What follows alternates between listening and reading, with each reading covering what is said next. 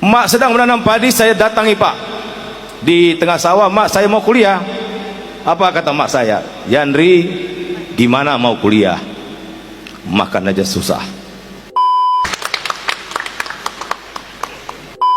Saya ini lahir di desa Palak Siring, Kecamatan Kedurang, Provinsi Bengkulu, Kabupatennya Bengkulu Selatan. Desa ini tidak ada di peta, Bapak Ibu. Saya lahir di situ, dilahirkan oleh emak kami, namanya Hajah Biasmawati, sudah almarhum 2 tahun yang lalu. Saya lahir di desa ini, mulai lahir sampai tamat kuliah. Di rumah emak kami ini tidak pernah saya melihat lampu listrik, tidak pernah melihat kompor untuk masak, tidak pernah melihat kamar mandi untuk mandi, tidak pernah lihat keramik di rumah emak kami. Artinya itulah bayangan rumah emak kami, setengahnya lantai semen, setengahnya lantai tanah. Emak kami ini petani, Bapak Ibu, bapak kami juga petani.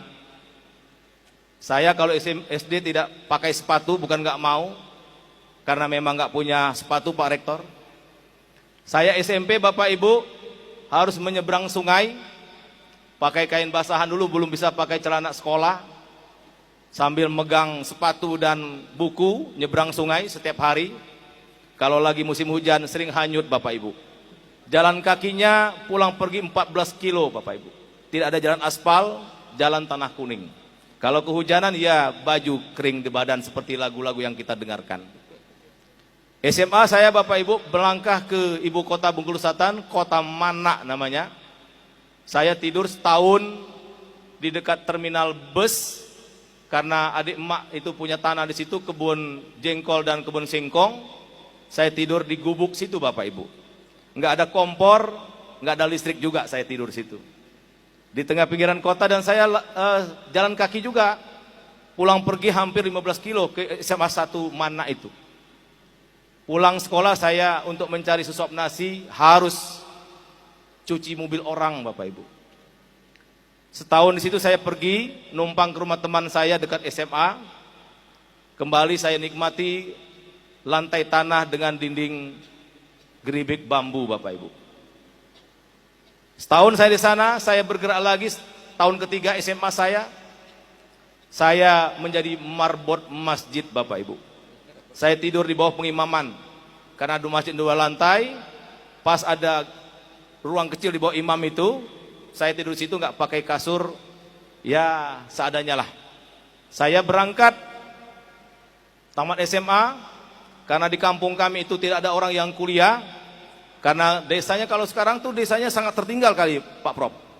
Kalau sekarang ada desa mandiri, desa maju, desa berkembang, desa tertinggal, desa sangat tertinggal.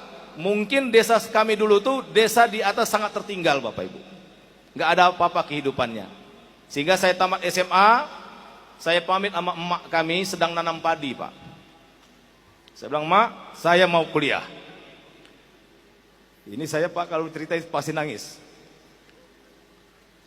Emak sedang menanam padi, saya datangi Pak di tengah sawah. "Mak, saya mau kuliah." Apa kata emak saya? "Yandri, gimana mau kuliah? Makan aja susah." Dan jarak antara desa kami itu dengan kota Bengkulu, Bapak Ibu, 220 kilo. Dan saya belum pernah ke kota Bengkulu waktu itu. Akhirnya saya bilang, "Mak, nggak apa-apa, Mak. Doa Mak saja. Restu Mak saja. Insya Allah saya akan berjuang." Akhirnya saya berangkat, Bapak Ibu, dengan modal setengah karung beras menuju kota Bengkulu. Saya mohon maaf, Bapak Ibu. Dan saya ini ingat emak saya sudah meninggal juga ini. Insya Allah ahli surga. Nah, selama saya kuliah, Bapak Ibu, saya juga melakukan langkah-langkah yang menurut saya tidak dilakukan oleh orang lain. Saya tetap banyak tidur di masjid, Bapak Ibu.